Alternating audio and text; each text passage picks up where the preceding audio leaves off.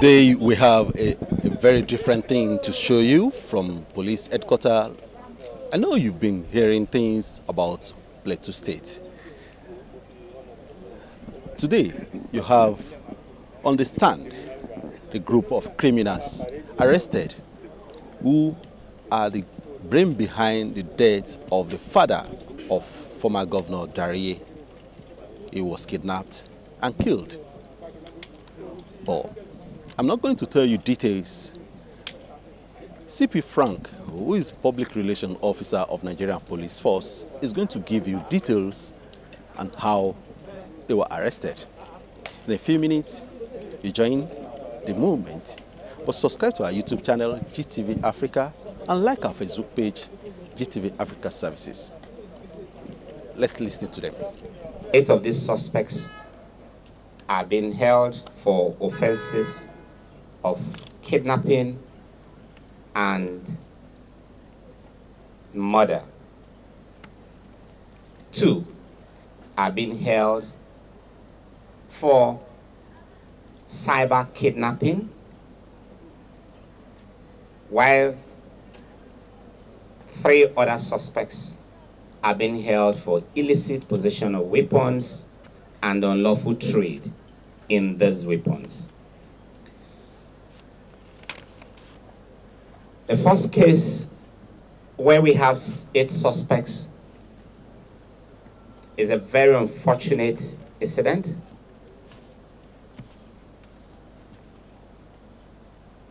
It's a crime, a heinous one, laced with wickedness. A 93-year-old man, late Pa Dariye, deaf one, a native of Orop in Bokos local government area of Plateau State, was kidnapped by a gang of kidnappers. Pa Dariye was held incommunicado for about 8 days in very unsanitary condition, fed in a manner that is unbefitting of a man of his status and age. And after a protracted negotiation, a ransom of 10 million naira was paid to these kidnappers.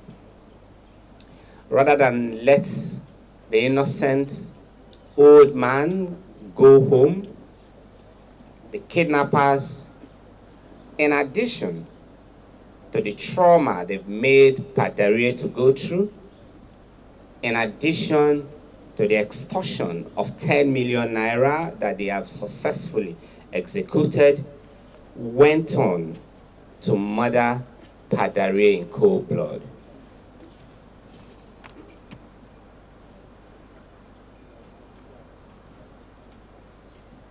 This incident happened in June 2020, and ever since then, particularly after the recovery of his body, which was a clear confirmation of his death, detectives from the Intelligence Response Unit and other police investigators have been churning around this case, working day and night to uncover this crime. This year,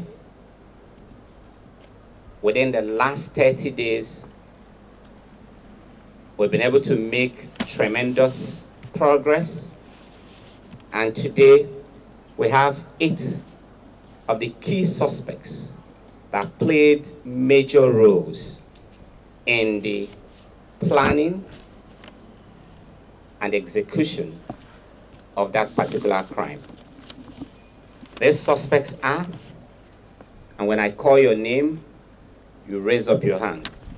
These suspects are Abubakar Mohammed, Yao Saidu. Abubakar Mohammed is age 18 years. Yao Saidu is 40 years. Titus Ezekiel, 35 years. Dauda Issa, 30 years. Sunday Ibrahim, 35 years. Mangut Shumwa, 30 years. Henry Amos, 35 years. And Jethro Ngusen, alias Baba Metuo, 57 years. The unfortunate thing about this crime is that all of the suspects who played major roles in this crime, except for some of the participants who are Fulanis and who were actually recruited by the rest of the suspects, are all from the same village with Dariye. They are all from Orop village. They are all from Bokos local government area. They are all from Plateau State. And that perhaps explains why they took the very wicked, costly decision of taking out the life or snuffing out life from Dariye.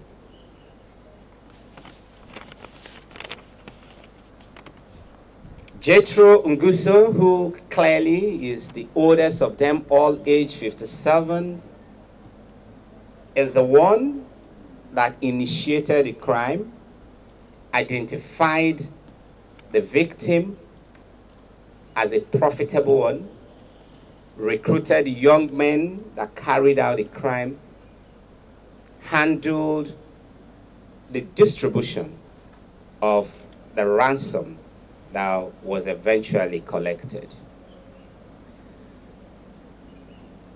I will ask just one question, and I will allow the suspects to talk to you.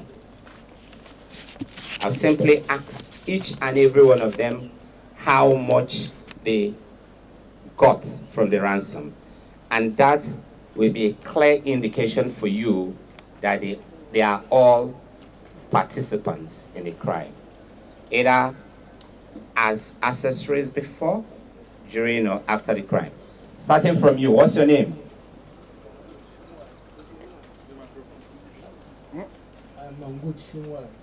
No, you are not properly positioned. He needs to fit, my friend. Give him the microphone. I am Mangut Shunwa. How much did you get as your share of the money? 1,110,000. I am Harry Amos. How much did you get? 100,000. Yao Saidu. 1 million. Abubakar Mohammed. 4,000. 400,000. Sunday Ibrahim, 1.2. Ngweso, how much did you get? 500,000. Sunday Ibrahim, age 35 years. To give you an abridged version of the story. Sunday, you tell us your name, your age, where you come from, who gave you the information about, who recruited you to carry out the crime, how did you people carry out the crime, how many days Baba stayed with you, and how much was given as ransom. I am Sunday Ibrahim from Plateau State, Bokos local government. Live at Horop. Sir, this assignment was given to me by Mr. Jethro Ngusen. Point at him. Point at him. Yes, by Mr. Jethro Ngusen, which Jethro, stand up. Which he clearly gave me the reason which he convinced me about that his son, that's Joshua, got a governor seat. Hold on, I'll help you. Okay. Who recruited you to commit the crime? Mr. Jethro Ngusen, sir. Good. What What was the reason given by Mr. Jethro for you to kidnap Dariye? The reason he gave to me that his son, Joshua, was one time governor for 8 years, and secondly, was one time senator for 8 years. Then thirdly, he wants us, which he look around the community, the youth are unemployed, so we should kidnap him so that we got a ransom. How many of you participated in the kidnap? Sir, we are 8 here, but some Fulani men which I don't know them, they are not here. How many days did Dariye stay with you? Okay, he stayed with us about 8 days, sir. Who took care of him while he was with you? Mr. Abubakar. Abu. Who cooked for him while he was with you? He is. Abubakar, stand up. Is he the one that cooks for him? Which food did you give Papa? Okay, sit down. How much did you people collect? We collected the money. When we collected the money, we took him to Baba Jetron. He confirmed the money, which he told us that is 10 million naira. Thank you. Now good. Yes, sir. Who killed Dariye after the ransom was collected? I was the one, sir. What kind of weapon did you use in killing him? Is this type of weapon, sir? Who provided the weapon? It's by Jetron Kusen. Why did you kill him? Because when he come and tell me to shoot him, let's go, so that we should go. Then I tell him, why will we kill him? Then he was talking like that. Then that was the first time I hung on. Really, I said I would try to shoot. Okay, thank you. Give me the microphone. Collect the microphone. Jethro, stand up. Mr. Jethro, rather. Mr. Jethro, do you have anything to tell the world? Do you have anything to tell the Nigerian police force, the Dariye family, or the Nigerians generally? Thank you so much, officers and men of the Nigerian police force. Actually, I was the one who was trying to say some things, and even the good assignment and the children went and measured for to do something, all the blame will go to the person who give the job. I was trying to deny, do something. I asked all of you to forgive me. So I gave the job to these children and they went and messed up. My mission was not for them to kill him after collecting ransom. Actually, it is not in my mind. So what has happened? We will ask the police to forgive, the family to forgive, and everybody who is here, because it's not good when you collect the ransom and you kill the person. So children have done their own. There's nothing you can do. Thank you so much. Jethro mustered an apology for the death, but Jethro sees nothing wrong in collecting ransom. This should be a lesson for everyone out there. When you encourage your child, your husband, your cousins to commit economic crimes because you feel no blood is being shed, you are actually sowing a seed that might just come back to you like a whirlwind. Today, we see traditional rulers giving titles to persons with with wealth that they cannot explain. We see churches and religious leaders and mosques celebrating young men and women with questionable wealth. We see all kinds of people being celebrated. We must return back to our roots. We must do the right thing. We must set the stage right and set the right example for our children and the younger generation. Again, the second lesson here is the fact that all crimes are local. Hardly will any person come to your community to carry out a kidnap successfully without an insider. Investigation here has showed clearly, investigation into this case has shown clearly that the bulk of the people who conceptualized the idea of this crime, planned it, and executed the crime are all persons who are known to the Dariye family. And so we must watch the people around us. We must be our brothers and sisters keepers, and we must begin to interrogate our socialization processes, the roles of a family, the roles of our school, the roles of the church and the mosque, the roles of our social institutions.